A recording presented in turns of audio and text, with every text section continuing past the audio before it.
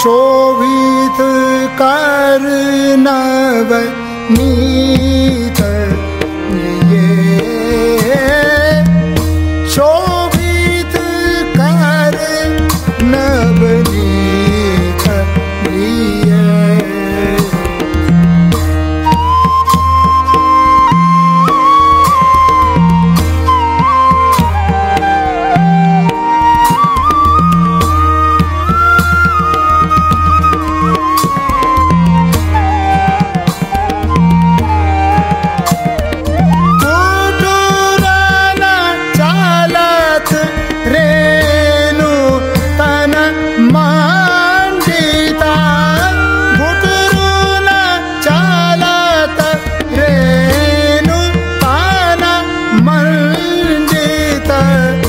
मुखदध लेप किए, मुखदधि लेप किए, शोभित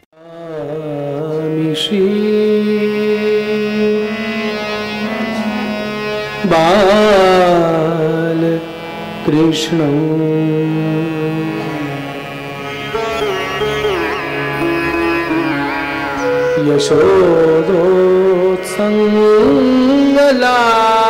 यशोदोत्सङ्गलालितम्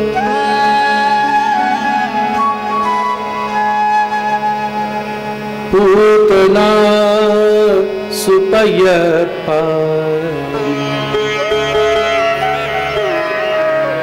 रक्षिता शेषबालकम्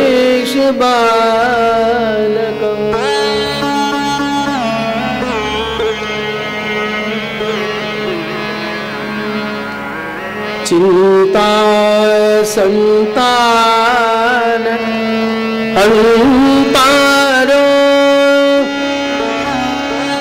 यत्पादाम्बुजरेणव स्वीयानां तानिजाचार्या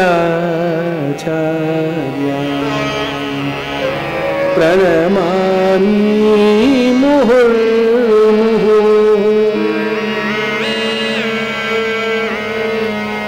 यदनुग्रहतो जन्तुः सर्वदुःखातिगो भवेत् तमहं सर्वदा वन्दे श्रीमद्वल्लभनन्दनम्।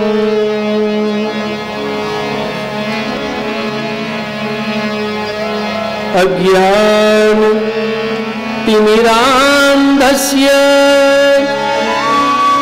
ज्ञानाञ्जनशलाकया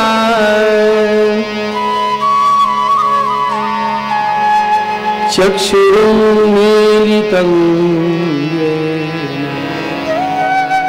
तस्मै श्री गुरवे नमः।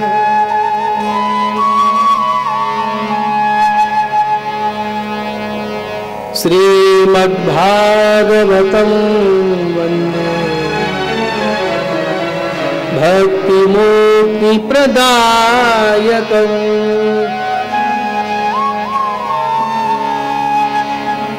व्यासं व्यासात्मजं चैव सूतं श्रीसनकादिकम्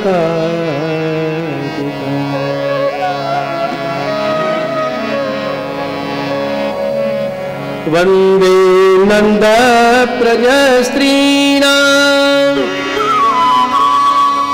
पादरेणुमभीक्ष्णश यासां हरिकथोद्गीतं पुनाति भुवनत्रयम्।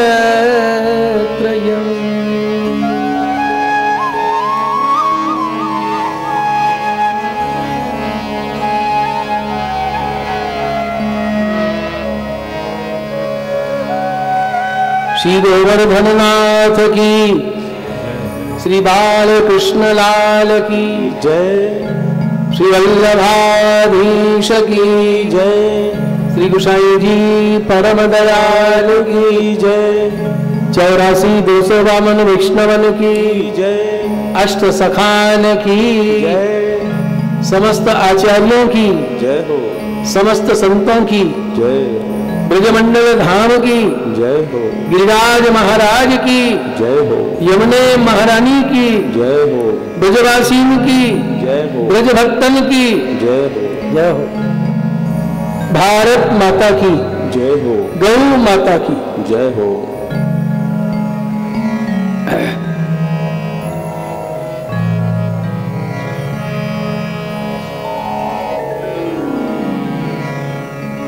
राधे राधे गोविंद गोपाल राधे, राधे राधे गोविंद गोपाल राधे, राधे राधे गोविंद गोपाल राधे, राधे राधे गोविंद गोपाल राधे, गोविंद गोपाल राधे।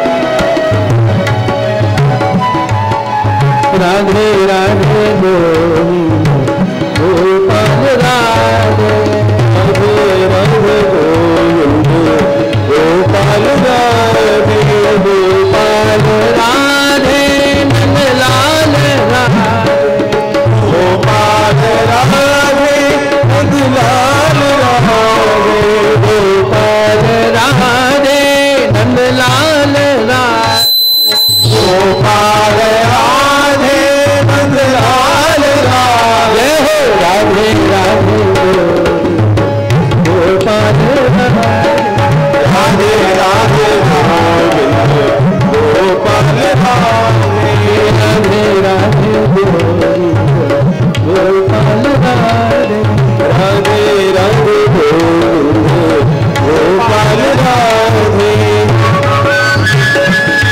ताली बजा लो।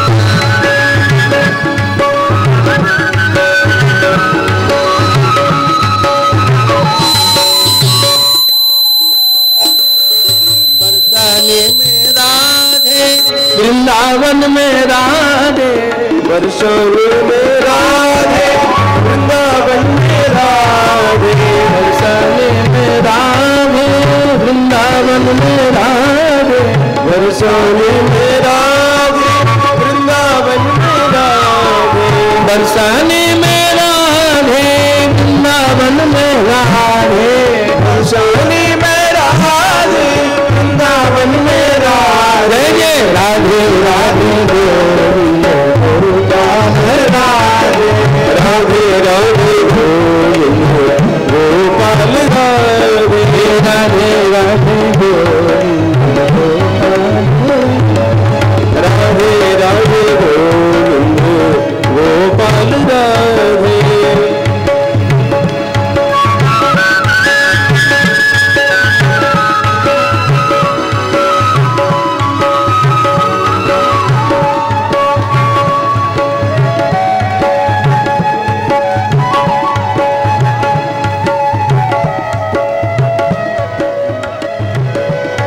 राधे रानी की,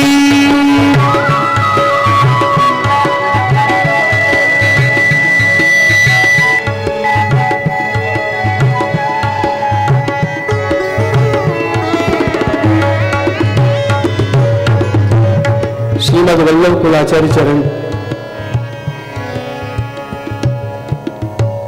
180 मुकुंदराय जी महर्षि और चारों बेटी जी आपके सानिध्य में कल हम लोगों ने प्रथम दिवस शोभा यात्रा की शोभा का दर्शन किया और यहां कक्ष में बैठकर वचनामृत श्रवण का लाभ प्राप्त किया और अष्टसखा भगवदीय सत्संग समारोह में श्री वल्लभाचार्य जी के प्रथम सेवक श्री कुम्भनदास जी के पावन प्रसंगों को श्रवण किया। कल तो स्थिति ये हो गई कि लोग देह भूल गए, समय भूल गए, अपने आप को भूल गए। मैंने पूछा कितने बजे? बोले हमें खुद ही पता नहीं कितने बजे। घड़ी न थी तुम्हारे हाथ में, घड़ियाल न थी। देह समय की विस्मृति हो जाए, यही आनंद है महाराज। इतनी डूब जाए कुछ भी सुध ना रहे महाराज। ये 2 क्षण का जीवन है, कहते हैं ना 2 घड़ी जिए, वास्तव में हम जिए कल। ऐसा सुख दिया ठाकुर जी ने। हमारे पास कुछ लोगों के समाचार आए, शास्त्री जी वो कुम्भनदास जी के प्रसंग तो और रह गए। मैंने कहा सब होंगे, सब होंगे। ऐसा मत कर देना कि शोभा यात्रा में देर हो गई, कथा भी देर तक चली तो आप प्रसंगों को छाड़ दो। मैंने कहा विस्तार से नहीं होंगे, स्पर्श होगा, होंगे सब। तो लोगों की ऐसी जिज्ञासा देख के मुझे और आनंद बढ़ गया, क्योंकि पुरानी कैसेट सुनी होंगी, सीडी देखी सुनी होंगी तो याद है लोगों को। हमारे यजमान परिवार, हमारे भरत भाई तो रोज सुनते हैं गाड़ी में, और इतनी सुनी है उन्होंने कि वो सीडी भी घिस गई होंगी, कैसेट घिस गई होगी। और मुझे इतने प्रसंग याद नहीं है, उनको याद है हमारे, क्योंकि मैंने 1-2 बार ही सुने होंगे, उन्होंने सैकड़ों बार सुने। तो ऐसे श्रोताओं के बीच में बैठ के पुनः कथा का चर्वण करना, मनन करना, ये मेरे लिए भी एक बड़े सौभाग्य की बात है। बोलो वल्लभाधीश की जय। अष्ट सखाओं में 4 सेवक वल्लभाचार्य जी से दीक्षित हुए, श्री कुम्भनदास जी, श्री सूरदास जी, श्री कृष्णदास जी और श्री परमानंद दास जी। ये क्रमशः जो पहले शरण आए हैं उनकी चर्चा पहले, उनके बाद जो शरण आए उनकी चर्चा उनके बाद, इस क्रम से हम लोग श्रवण कर रहे हैं। सबसे पहले कुम्भनदास जी दीक्षित हुए, उनके बाद सूरदास जी शरण आए, तत्पश्चात कृष्णदास जी और अंत में परमानंद दास जी। ये 4 वल्लभाचार्य जी के सेवक और 4 विठलनाथ जी, वल्लभाचार्य जी के द्वितीय पुत्र श्री विठलनाथ जी के 4 सेवक।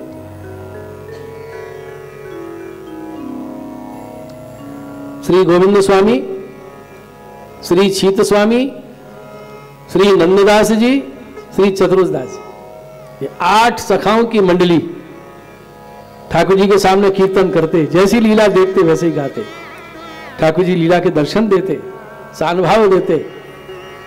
तो ये भगवदी केवल पुष्टि मार्ग के लिए ही नहीं, आज सारे जगत में भक्ति मार्ग के सूर्य हैं।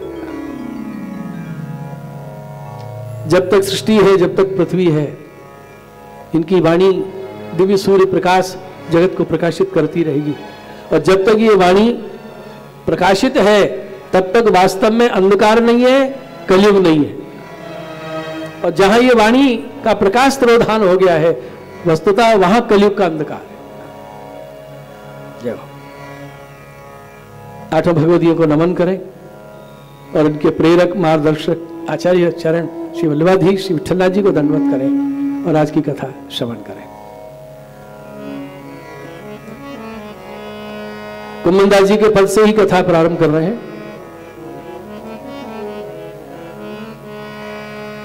माई मेरो श्याम लग्यो संग डोले, माई मेरो श्याम लगे संग डोले, माई मेरो श्याम लग्यो संग डोले, माई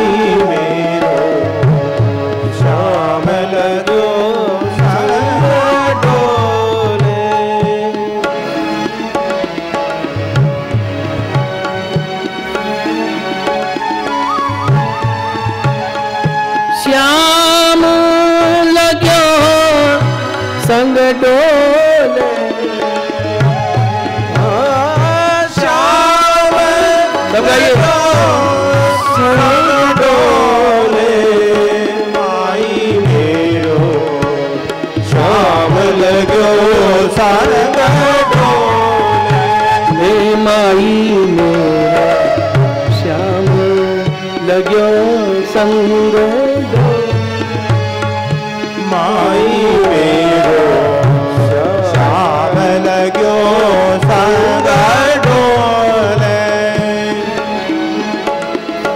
चित जाऊं तीत आरोही आवे चित जाऊं तीत आरोही आवे बिना बुलाए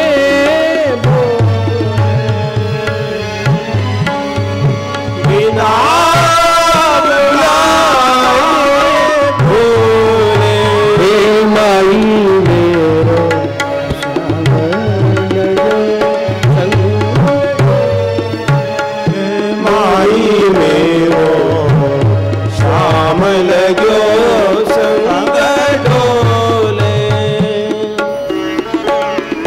कहा करो इन नैना लोभी कहा करो इन मेरा रोही बस की मेरे बिन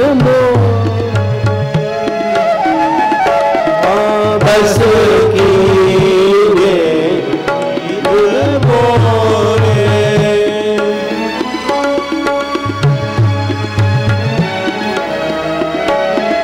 कुंभन दास कुंवर धन धर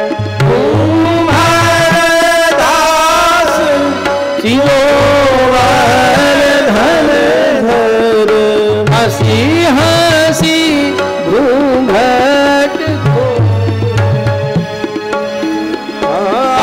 हंसी हंसी घूंघट खोले माई मेरो श्याम लगो संग डोले माई मेरो श्याम लगो संग डोले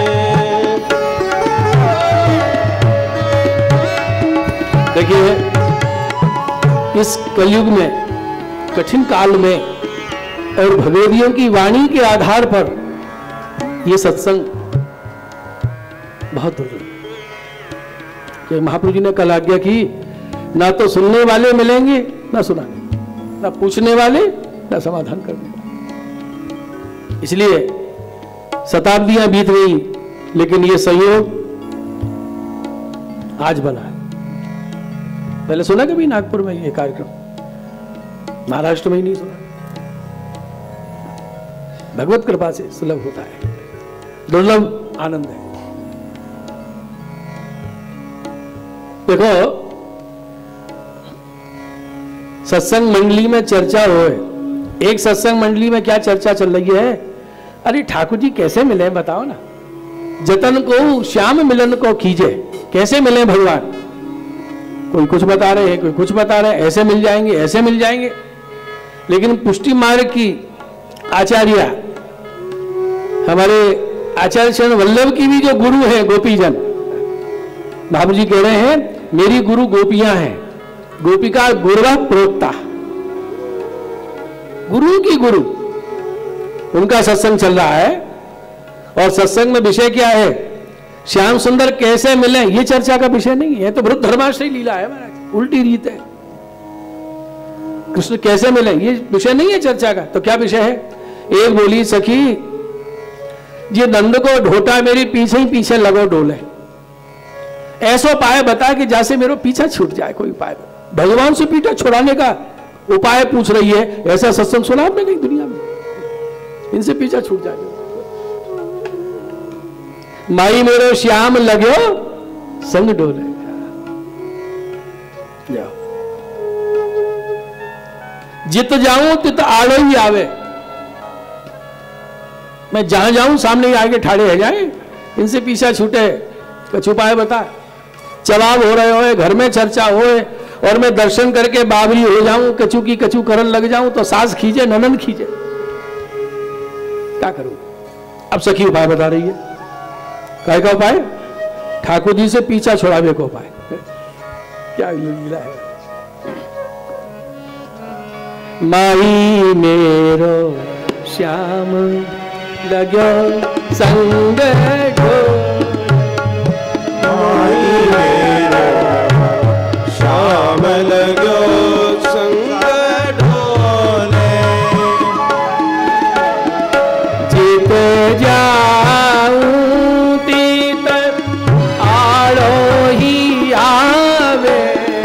जित जाऊं तीत आड़ो ही आवे। सखी उपाय बता रही है। तू जा रही है, सामने आके ठेड़े ठाड़े है जाए तो बाईं ओर चलने लग जाएगा। बोली मैंने जो भी करके देख लिया, मैं बाईं ओर जाऊं तो सामने आ जाए, तो फिर तू दाईं ओर आ जाए कर। बोले जो भी करके देख, जित जाऊं तित आड़ू, सामने ठाड़े है। अब दूसरा उपाय बताया गोपी ने, तू बोले ही मत कर तो समझ जाएगी, तो माननी है, यहां से क्या बात करें। तो गोपी बोली मोह का पर ही बोलवे की, वो तो बिना ही बुलाए बोले। जित जाऊं तीत आड़ो ही आवे। जित जाऊं तीत आड़ो ही आवे। बिना बुलाए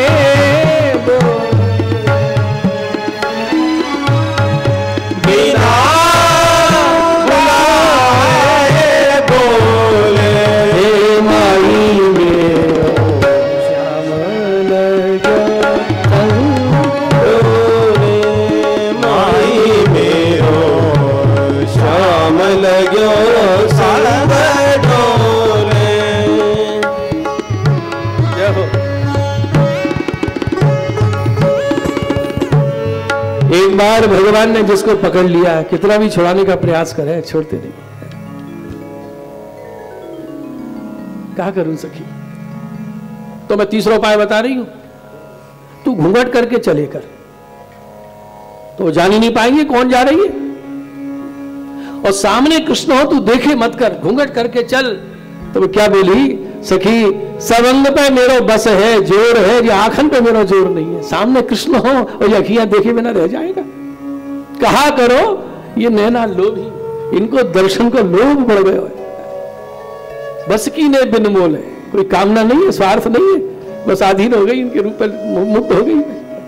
क्या करूं सखी? और कोई उपाय बता दे। अखियन पे मेरा बस नहीं है।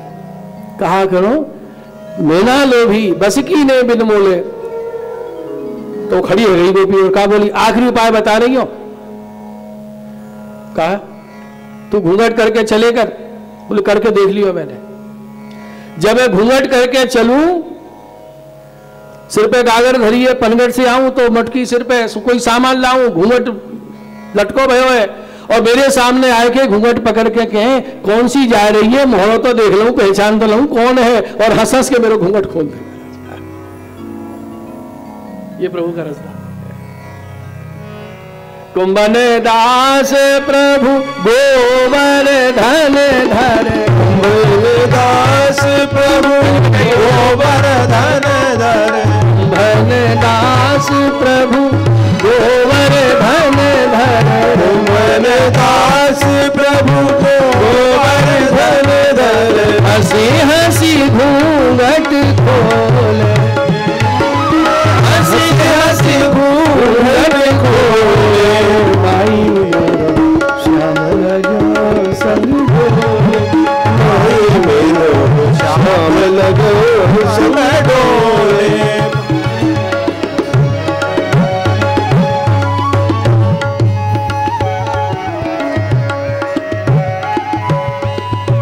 बोलो श्री गोवर्धन नाथ की जय। इतने पदावली, इतना साहित्य है। आजीवन हम लोग श्रवण करते रहें तब ये चर्चा पूरी नहीं हो सकती।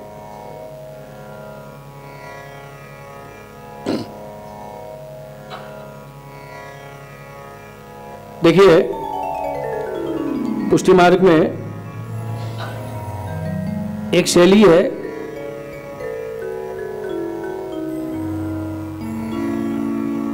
हास्य चर्चा में ही सिद्धांतिक बात कर देते हैं।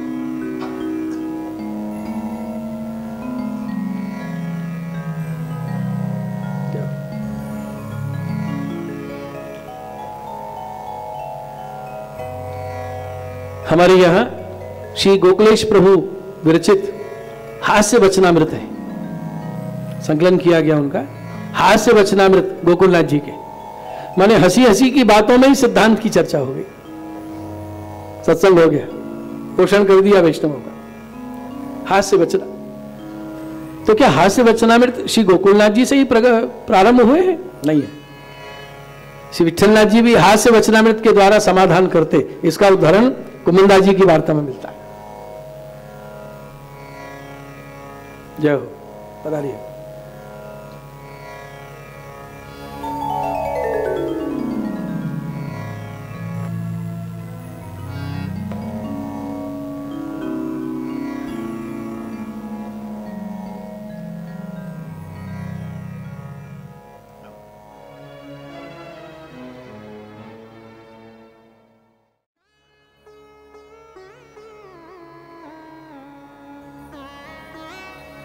एक दिन श्री कुमंदा जी ने गोसाई जी से विनती करी, कृपानाथ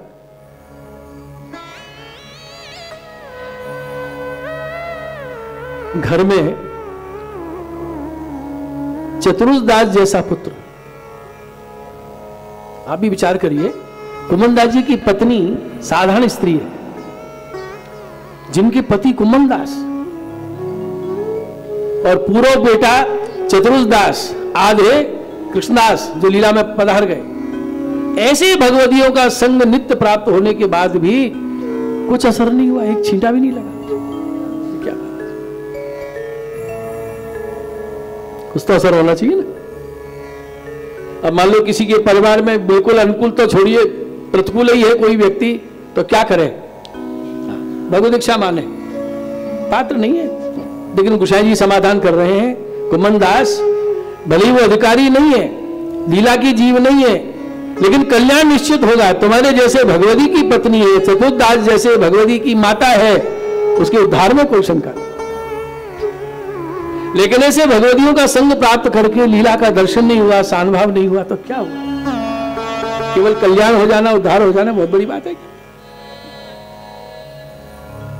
तो श्री विठलनाथ जी एक समाधान कर रहे हैं प्रसंग द्वारा। सुनो कुमंदा जी, प्रारब्ध पूर्व जन्म के कर्मों से जो स्वभाव बन जाता है ना, वो स्वभाव नहीं बदलता। स्वभाव तो स्वभाव है। आप किसी वैष्णव में बहुत बातें अच्छी देखें, सेवा भावी है, सत्संग भावी है, तो थोड़ा स्वभाव ये है कि जरा गुस्सा आ जाती है, तो दोष मत लाओ, बस इतना कह के टाल दो, अरे वो तो उनका स्वभाव है, बस बात खत्म। उनके चले आज सत्संग एकादशी का, अरे सत्संग है वो तो ठीक है, बीच में जाने क्या मन बन जाए, डांट दें किसी को बुरी तरह से, सबके बीच में अपमानित कर देते हैं, अरे वो तो उनका स्वभाव है, अपमान कर दिया तो अपना क्या छीन लिया, अब सत्संग का लाभ लेके आएंगे। ऐसी दृष्टि रखना चाहिए, नहीं तो उनके घर आपने जाना बंद कर दिया, उनकी कोई हानि नहीं है, हम ही वंचित रह गए लाभ से। स्वभाव है। देखिए पारस मणि लोहे का स्पर्श हो जाए तो सोना बना देती, सब जानते हैं पारस मणि का प्रभाव है। लेकिन यदि लोहे की तलवार हो धार वाली, उससे पारस मणि का स्पर्श करा दो तो तलवार तो सोने की बन गई, लेकिन उसका स्वभाव जो है काटना मारना वो थोड़ी बदल जाएगा, आकार तो वही रहेगा। पारस मणि उसका आकार नहीं बदल सकती। तो वल्लभ के सेवकों का सानिध्य प्राप्त करके साधारण जीव लोहे से सोने की तो हो गई, लेकिन जो स्वभाव है प्रारब्ध से जो स्वभाव बन गया है, जितनी पात्रता जितना अधिकार है वो कैसे बदल। सुनो कुमंदास, अब गोसाई जी हास्य प्रसंग सुना रहे। एक ब्राह्मण तो बाकी एक कन्या थी, जब कन्या विवाह योग्य भई तो ब्राह्मण को बुलाए के, एक ब्राह्मण को, वह ब्राह्मण ने कही कन्या हमारी विवाह योग्य हो गई है, कोई वर खोजो। पहले ब्राह्मण ही खोजते, क्योंकि यजमानों के जाते आते देश परदेश और देख के आते कि उनकी कन्या है, उनका बेटा है, संबंध हो जाते और उनकी बात मानते। और इसमें सहयोगी बनते थे नाई। नाई हमारे ब्रज में नाई किसको कहे मालूम?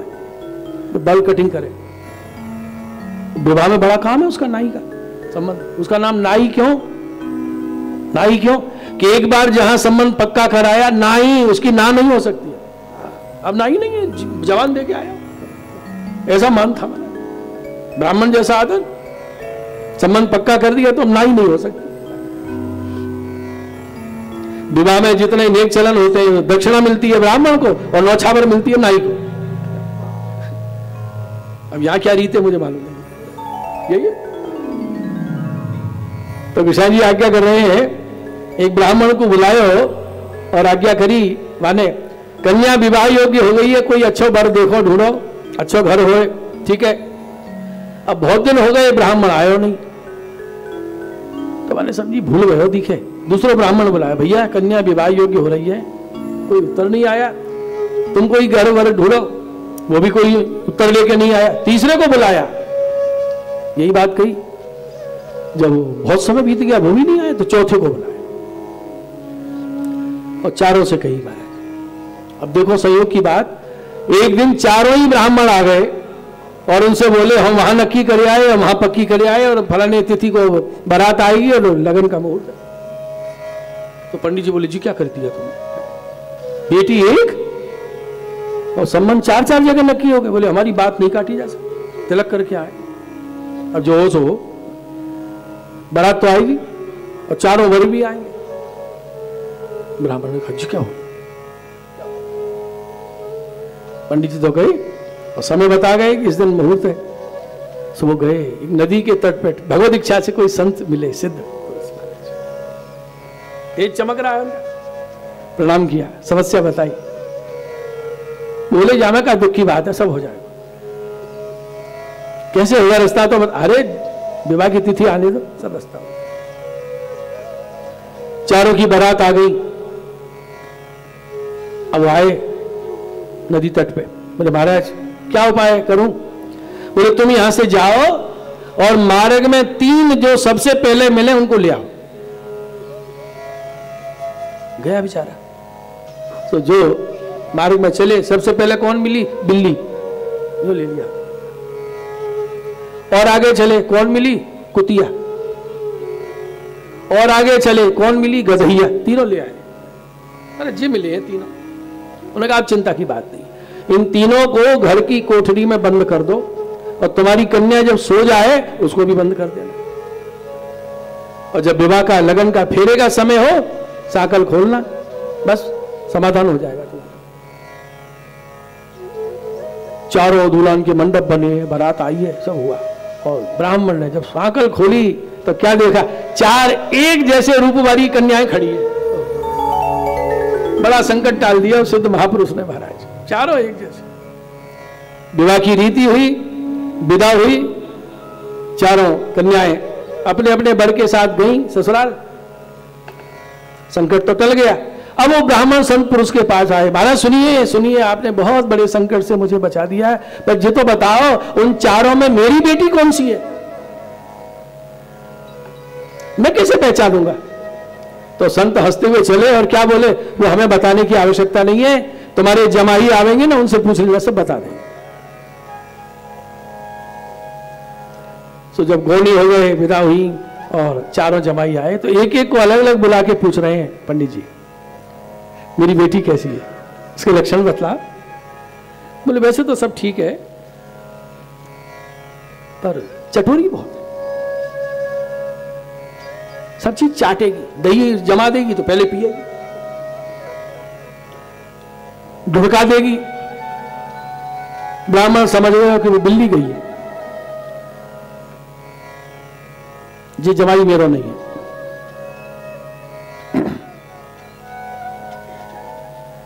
दूसरे जमाई को बुलाया,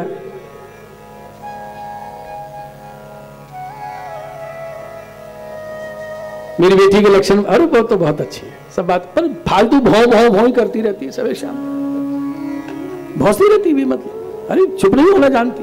और कभी कभी तो अच्छी नवी धुली वस्त्र पहनी हुई जमीन में लौट जाती है। ये बात बहुत विचित्र है उसकी। पंडित जी बोले समझ गए क्या, कुतिया गई है। तीसरे जमाई को बुलाया, मेरी बेटी के लक्षण बतलाओ, कैसी है, कैसा व्यवहार है। और तो सब बढ़िया है, पर क्या बताएं, जब क्रोध आता है ना सीधे दुलत्ती मारती है। देखो जी कल छाती में लात मारी मेरे उसने। समझ गए पंडित जी, गधैया गई है इसके। और चौथे को जब बुलाया, अरे कन्या क्या है, लक्ष्मी है, लक्ष्मी, हम सब धन्य हो गए ऐसी कन्या को प्राप्त करके।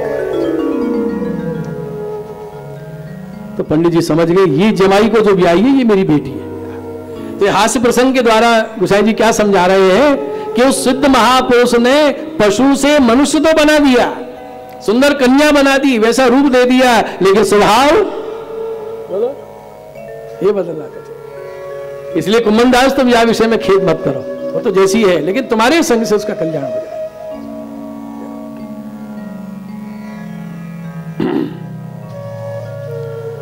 शिवल्लभाधीश की जय, श्री गोसाई जी परम दयाल की जय। कुम्मनदास जी के पदों की बहुत प्रसिद्धि हुई और भगवतियों की वाणी का रसिक बन गया उस समय का शहंशाह बादशाह अकबर, उसको बहुत रुचि हो गई और फारसी में लिखवा के पढ़ता था। प्राय छाप भक्तों से मिलना हुआ है, प्राय प्रसंग है। किसी ने सुना दिया पद कुम्मनदास जी का, ये किसका पद है? कुम्मनदास जी। कहां रहते हैं?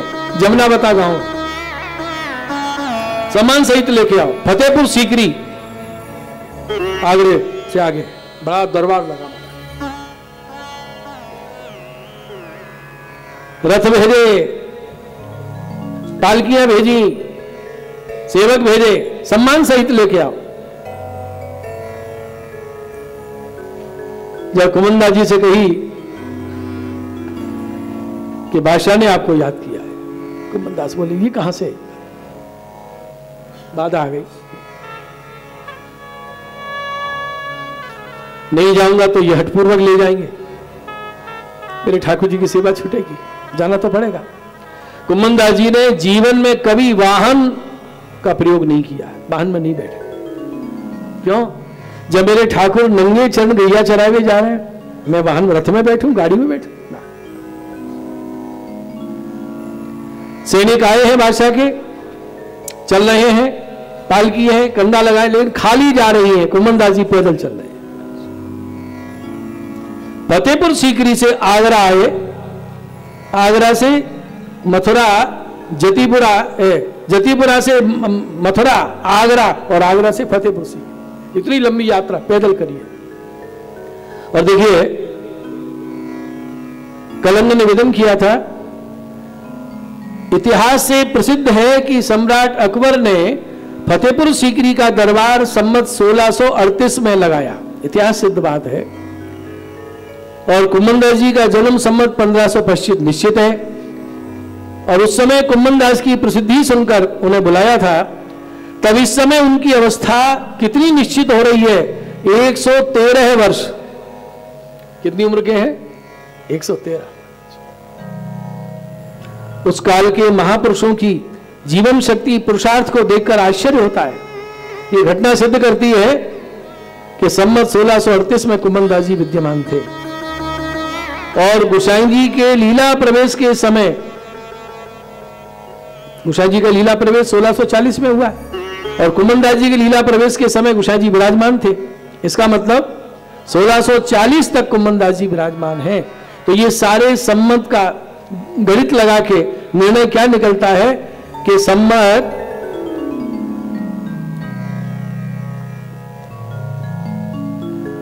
1642 में उनका लीला प्रवेश हुआ गोसाई जी का, और उससे पहले 1640 में कुम्मनदास जी लीला पधारे हैं। इस समय उनकी आयु 115 वर्ष की हो चुकी, 115 वर्ष की आयु लीला पधारे कुम्मनदास जी।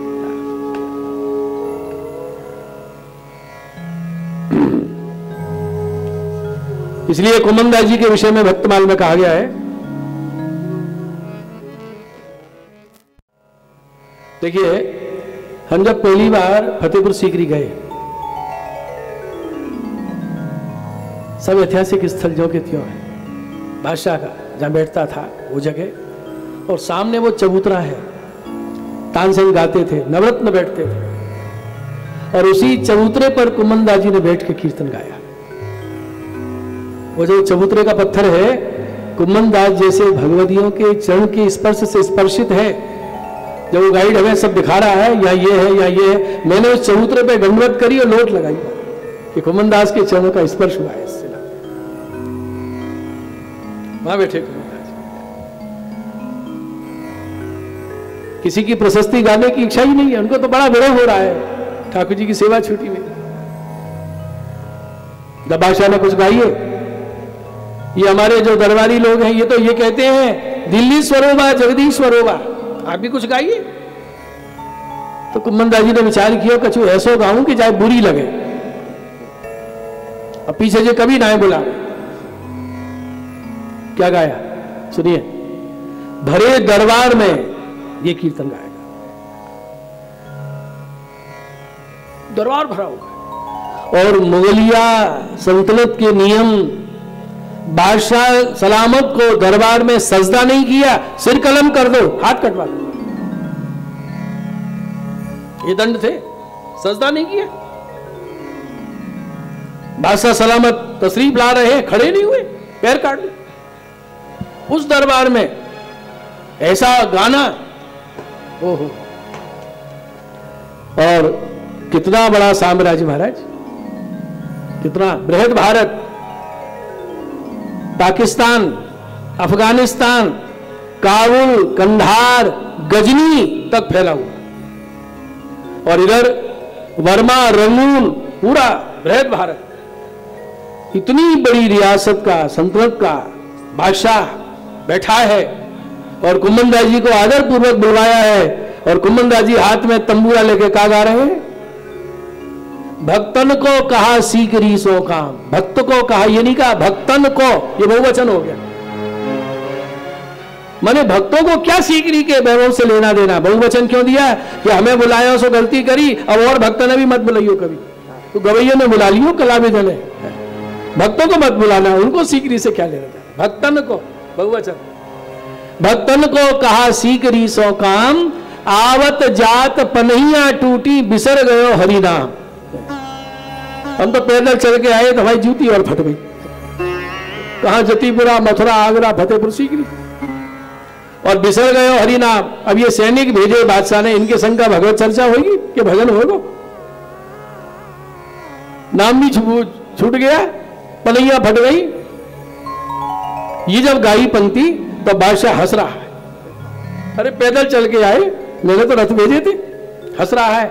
अब कुमनदास जी गा रहे हैं और देख रहे हैं तो हंस रहे हो, और हंस रहे हो, ये प्रसन्न है तो बार बार बुलावे हो, जैसे ऐसा सुनाऊं कि जाए बुरी लगे।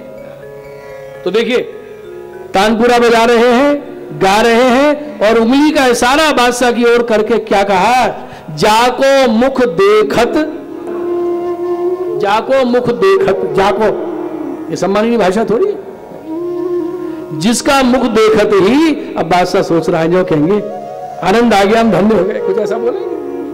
और कुमनदास जी ने क्या गाया, जाको मुख देखत दुख उपजत, जिसका मुंह देखते ही दुख पैदा होता है, ताको करनो पर्यो प्रणाम, उसको प्रणाम करना पड़ा। कोई नमस्कार करे तो उत्तर तो देना पड़ता है ना, तो कुमनदास जी से कहा प्रणाम नमस्कार, और कोई आपको नमस्कार करे और आप कहते तेरी शकल देखी मुझे बुरा लगता है, कितना बड़ा अपमान है महाराज। जाको मुख देखत दुख उपजत, ताको करनो पर्यो प्रणाम, ये पंक्ति जब गाई महाराज सब देख रहे हैं। अभी बादशाह हुक्म देगा, सिर कलम कर दो, हाथ कटवा दो, जीभ कटवा दो, भरी सावधान। जाको मुख देखत, जिसका मुंह देखते ही दुख पैदा होता है, अभिवादन के प्रत्युत्तर के रूप में उसको भी प्रणाम करना पड़ा, हाथ जोड़ने पड़े उसके साथ। कुम्मन दास लाल गिरधर बिन, ये सब झूठो धाम, ये वैभव, ये ऐश्वर्य राशि मेरे किस काम का, सब व्यर्थ है बिना ठाकुर जी के दर्शन। अब सब देख रहे हैं, अभी बादशाह कोई दंड सुनाएगा। अभी हुक्म देता। लेकिन देखिए, भगवान के आश्रित भगवती निर्भीक होके जब कह देते हैं, जो उनके हृदय में, उनकी वाणी में कोई कपट नहीं, कोई दिखावा नहीं, जब ऐसा बोल देते हैं भगवत आश्रित होके, तो भगवान उनकी रक्षा करते हैं महाराज। उसी समय भगवत प्रेरणा हुई बादशाह अकबर को, क्या हुई कि कब से मैं सिंहासनासीन हुआ हूं, आज तक दरबार में ऐसा बोलने की हिम्मत नहीं हुई किसी। डरते हैं मेरे आगे, जाने क्या दंड सुनाया जाएगा। आज पहली बार किसी ने भरे दरबार में ऐसा सुनाया, उंगली का इशारा कर। इन्हें कोई अपेक्षा होती तो मेरी प्रशस्ति गाते, मेरी सराहना करते। इनको मुझसे कोई चाहिए नहीं है, जो हृदय में था वही उन्होंने अपनी वाणी से प्रकट किया है। तो क्या बोला, आज मुझे खुदा के सच्चे बंदे का दर्शन हुआ है, आज मुझे सच्चा भक्त मिला है। कीर्तन सुन के खुश हो गया, मां बोले हम बहुत प्रसन्न हुए, जो चाहिए सो मांगिए। कुमंदा जी ने माथे पे हाथ धर लिया, ऐसी खरी खरी सुनाई तो अभी राजी है। अब जो बार बार बुलावे वो मेरी दर्शन सेवा छूट जाएगी। ये कीर्तन का है। आइए कीर्तन का आनंद लें।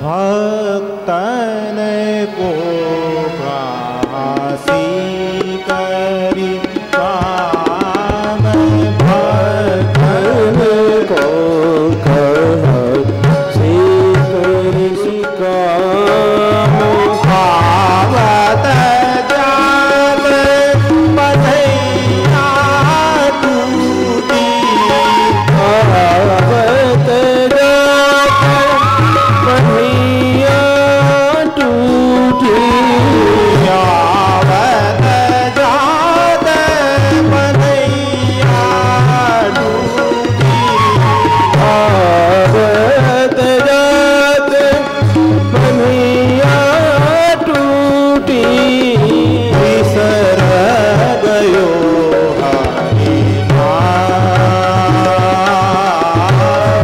बिसर गयो हरि नाम, भक्तन को प्रासी करी काम, भक्तन को प्रासी करी काम, जाको मुख देखे दुख उपजे, जाको मुख देखे दुख उपजे, पापों करनो करो प्रणाम, पापों करनो करो प्रणाम, कुंभन दास लाल गिरिधर, कुंभन दास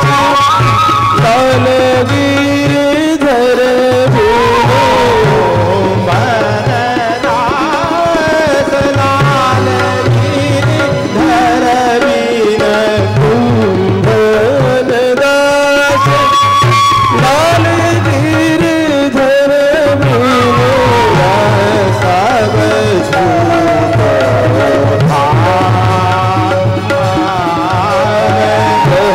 सब झूठ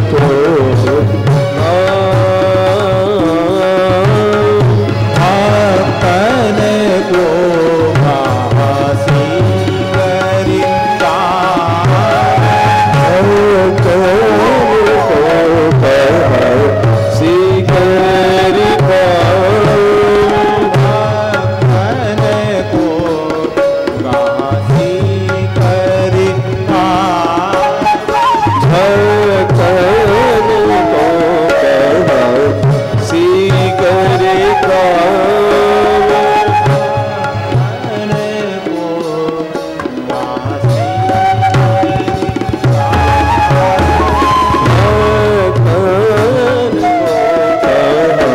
भासी करी काम।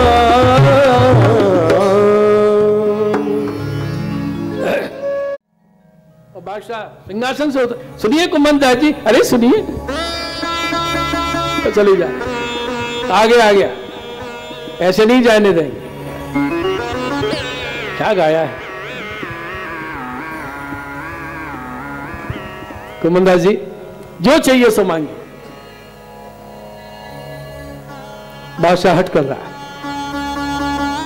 सारी सभा देख रही है, इतनी खरी सुनाने के बाद भी जो चाहिए सो मांगे।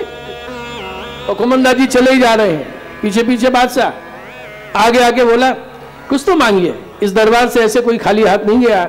तो कुमनदास जी बोले जो मांगेंगे सो दोगे। 3 बार वचन भरवा लिया, जो मांगोगे वही देंगे, जो मांगोगे वही देंगे, जो मांगोगे वही देंगे।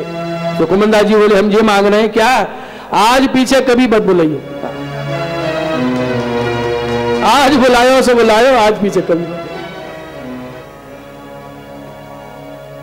क्या भगवतियों के स्वरूप है। बादशाह ने देखा आज मैंने सच्चे खुदा के बंदे का दर्शन किया। ये भगवती अपनी छाप छोड़ देते,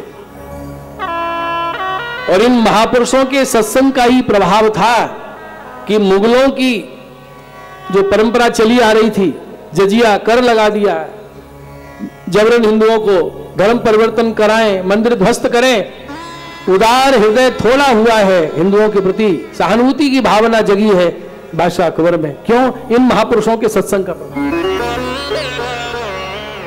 इन महापुरुषों के सत्संग। उधर घर में बेगम, ताज बेगम जैसी भगवतिया गोसाई जी की सेवक,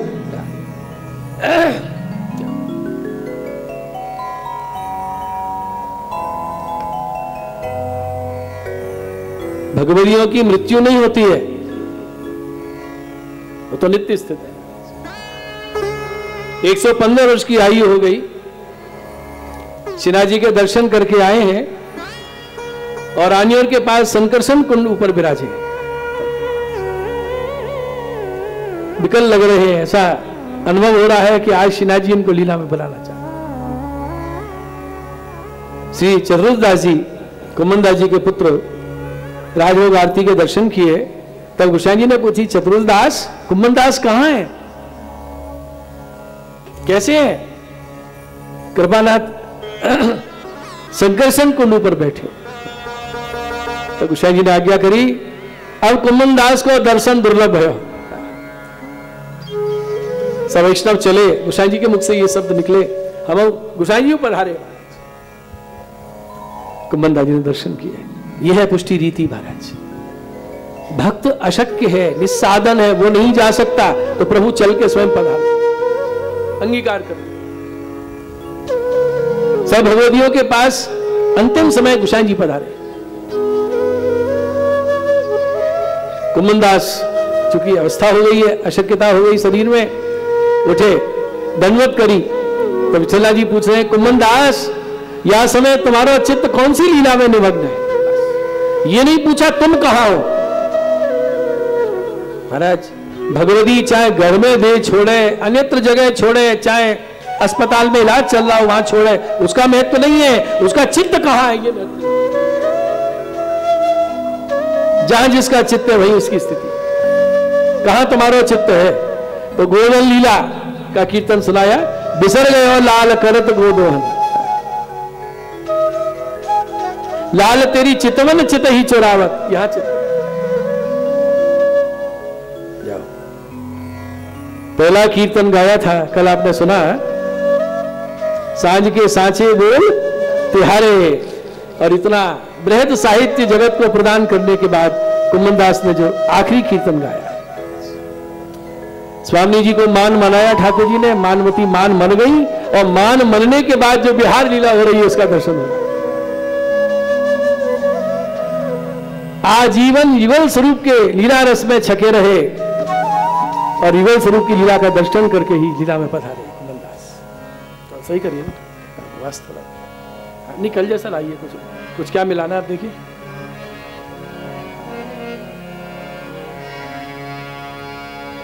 राधे रानी की जय हो,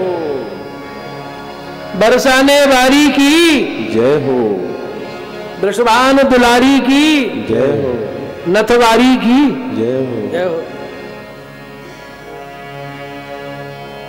प्रिया प्रीतम आलिंगनबद्ध है, बिहार लीला का दर्शन कर रहे हैं आखिरी समय। ये कीर्तन गाया। रस में रहते गढ़ी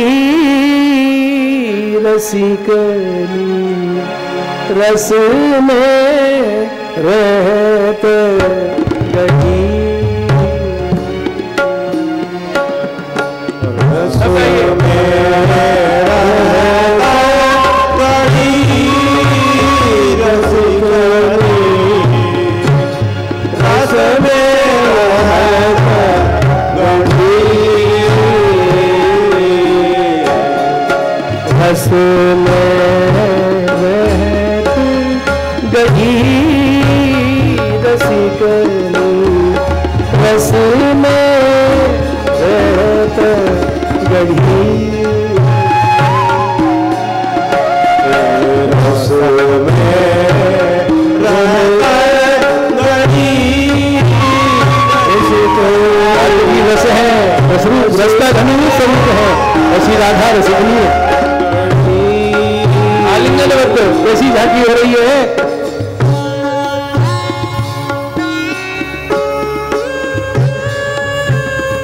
जैसे स्वर्ण आभूषण में नीलम जड़ी हो, नीलवर्ण कृष्ण स्वर्ण वर्ण राधा, मानो प्रेम के सरोवर में नील पीत कमल खिल रहे हो, नील कमल कृष्ण, पीत कमल श्री राधा। मानो श्याम मेघ में दामिनी दमक रही हो, ऐसी श्री राधा की सेवा है।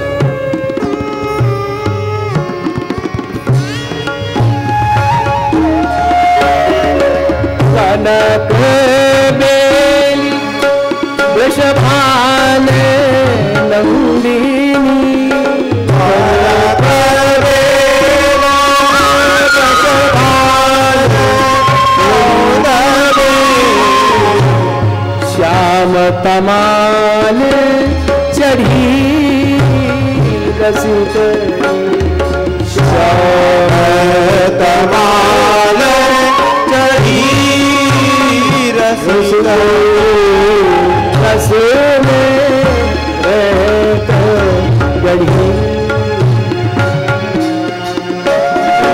रस में रहता गढ़ी। तमाल का वृक्ष श्याम होता है। भगवान की उपमा भगवतियों ने तमाल वृक्ष से दी, भीतर बाहर श्याम। और कनक बेली स्वर्ण लता, लता लिपट गई हो तमाल वृक्ष से, कैसी झांकी है। और लता का सहारा वृक्ष है, लता को तो लिपटने के लिए कुछ चाहिए ना, तो श्री स्वामी जी के सर्वस्व श्री कृष्ण है। तमाल की शोभा स्वर्णलता से है, और स्वर्णलता की शोभा तमाल वृक्ष से।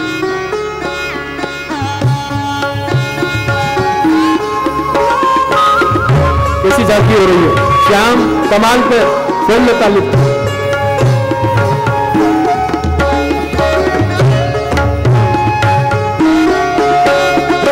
कनक बेली वृषभान नंदिनी,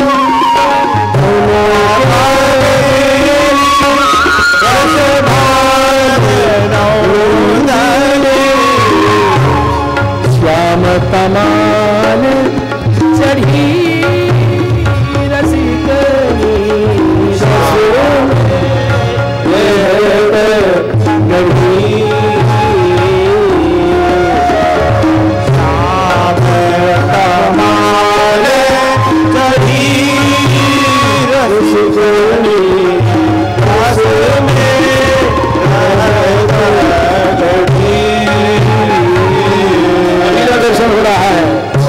स्वरूप के अमीला दर्शन बिहार हो रहा है।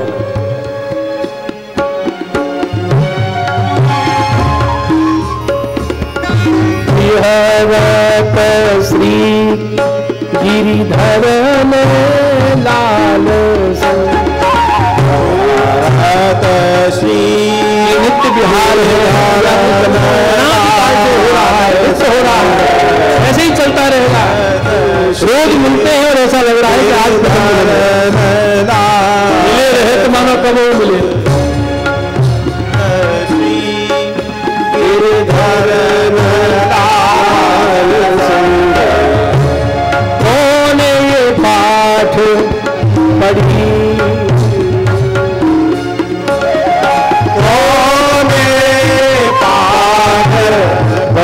ये तय कर रहे हैं कि आप लोगों ने एक ही पाठ पढ़ा है, नित्य बिहार, सदा बिहार। एक क्षण भी बिहार ठहर जाए तो स्वामी जी को चैन नहीं, तो ठाकुर जी को चैन, लोग हो ही नहीं पाते। परस्पर दोनों चकोर हैं, परस्पर दोनों ही चंद्रमा हैं, दोनों के मुख चंद्र और दोनों के नेत्र चकोर, परस्पर दो चकोर दो चंद्र।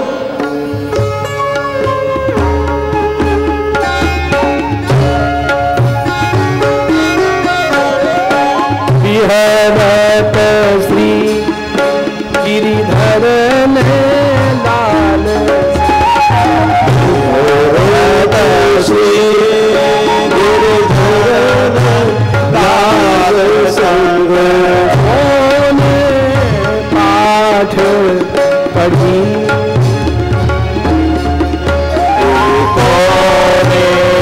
पाठ पढ़ी मन दास प्रभु गोवर्धन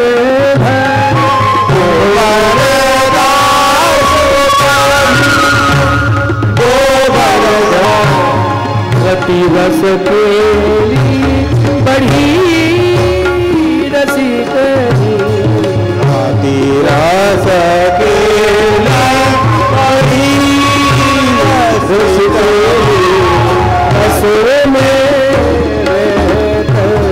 गजी रस में रहत गई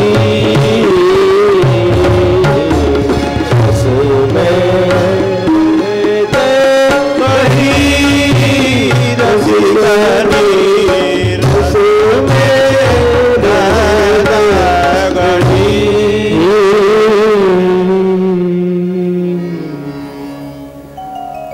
देखो, संकेतिक भाषा में गान होता है बस। जो अधिकारी हैं वो लीला में डूब जाते हैं, अनाधिकारी हैं वही ठहर जाते हैं। रति रस केली बढ़ी, इसमें क्या कह दिया कि ये क्रीड़ा और बढ़ती गई, रस का और वर्धन होता है। दो लीला जिसको सुखदेव जी संकेत किए हैं, बाहुत प्रसार परिरंभ कराल को, श्री गोवर्धन नाथ की जय। और ये कीर्तन गा के मानो युगल स्वरूप दर्शन क्यों दिए हैं, लेवे आए हैं, नित्य लीला में अंगीकार कर लिया। श्री विठला जी के दर्शन हो रहे हैं, प्रिया प्रीतम के दर्शन हो रहे हैं, ब्रजमंडल, संकर्षण कुंड का तट, इस तरह कुमनदास जी भगवत लीला में प्रविष्ट हुए। बोलिए कुमनदास जी महाराज की जय। आज भी विराज रहे। आठों सखाओं के अष्ट द्वार हैं, ये हम कथा में लेंगे। तो जो जिस द्वार के मुखिया हैं उस द्वार में प्रवेश इनकी कृपा के बिना नहीं हो सकता। ये लीला नित्य हो रही है। ये तो बाहर लीला का दर्शन करके कीर्तनों के द्वारा हमें परिचय करा गए कि ये लीला होती है। गाए जाओ, रस में छके जाओ, और इस लीला में चित्त प्रबल हो गया तो पुनः उस लीला में अंगीकार करने के लिए हम द्वार पर खड़े हैं। जो श्री वल्लभ श्री विठल के चरणाश्रित हैं, अनन्य हैं, उनको इस लीला की प्राप्ति निश्चित होती है। इस तरह कुमनदास जी नित्य लीला में प्रविष्ट हुए। चतुर्दास जी ने उनका अग्नि संस्कार आदि किया। आज गोसाई जी बहुत उदास है, ऐसे भगवती इनको दर्शन दुर्लभ है। जैसे श्रुतियां ब्रह्म का निरूपण करते करते वेदों की ऋचाएं अंत में कहती है नेति नेति न इति ही, ऐसे इन भगवदियों के प्रसंग लिखने के बाद गोकुलनाथ जी अंत में कह रहे हैं सो बड़े भगवदी हते, इनकी वार्ता को पार नाही, सो कहां ताई कहिए, कहां ताई कहिए, नेति नेति। जैसे श्रुतियां ब्रह्म तत्व का निरूपण करते करते कहती इतना ही नहीं है और है, ऐसे इनके भी हम कहां तक प्रसंग, ये तो कुछ लिखे हैं, कहां ताई कहिए, ऐसे। ये पुष्टि मार्ग भक्तों का मार्ग है। कौन का मार्ग है? श्रीनाथ जी कौन के लिए पधारे? भक्तों के लिए। श्री वल्लभ कौन के लिए पधारे? भक्तों की जो बिछड़े हैं लीला से। निस्सादन जन हित करेवा श्रीनाथ विठ्ठल आविया। तो भूतल पे पहले बिछड़े जीव आए हैं, अब उनको अंगीकार कराने के बहाने लीला होगी। अन्य अन्य जो भूल गए हैं उनको लीला के दर्शन करके, लीला की श्रवण करके उनको स्मृति होगी। ये सोते जीव जगाने को आचार्य रूप धरे।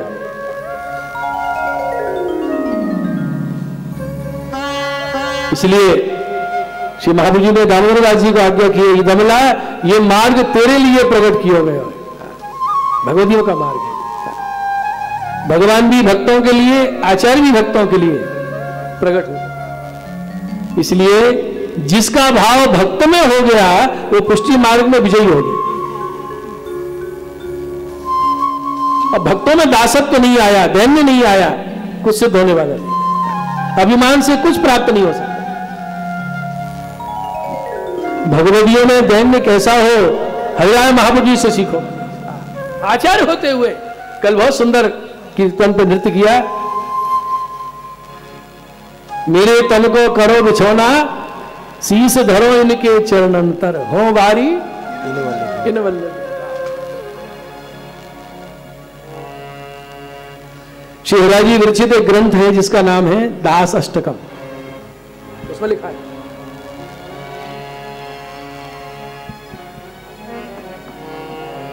ये नित्यं परिभावयन्ति चरणौ श्रीवल्लभ स्वामिनः, ये वात गुणगान सेवन परा, ये सन्निधि स्थायिनः।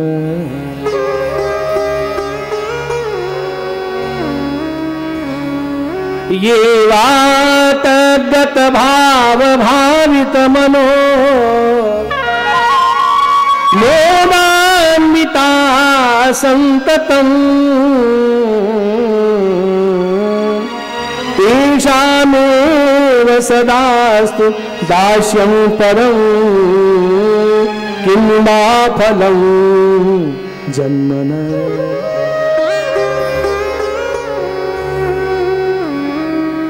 हरिराय जी आज्ञा करें, ये नित्यं परिभावयन्ति चरणौ श्रीवल्लभ स्वामिनः। जो वल्लभी भगवती वैष्णव श्री वल्लभ के चरण कमल की सदैव भावना करते रहते हैं, सदैव चिंतन करते रहते हैं और महाप्रभु जी के गुणगान में ही तथा सेवा में ही तत्पर है। ये वा तद्गुणगान सेवन परा, ये सन्निधि स्थायिनः, और सदा उनके सानिध्य में ही स्थिर है। ऐसे भगवती ये वा तद्गत भाव भावित मनो, मोदान्विता संततम्। जो सदा महाप्रभु जी के भावों की भावना करके चित्त में सदा प्रसन्न रहते हैं, हरिराय जी कह रहे हैं ऐसे वल्लभी, ऐसे वल्लभ के अनन्य रसिक भक्त वैष्णव, तेषामेव सदास्तु दास्यं परम, किं वा फलं जन्मनः। ऐसे भगवती वैष्णव का दासत्व मुझे सदैव प्राप्त हो, इस जन्म में इससे बढ़कर उत्तम कोई और फल हो सकता है क्या? ऐसे वल्लभी वैष्णव का दास भाव मुझे सिद्ध हो जाए, यही जीवन का परम फल है। किं वा फलं जन्मनः।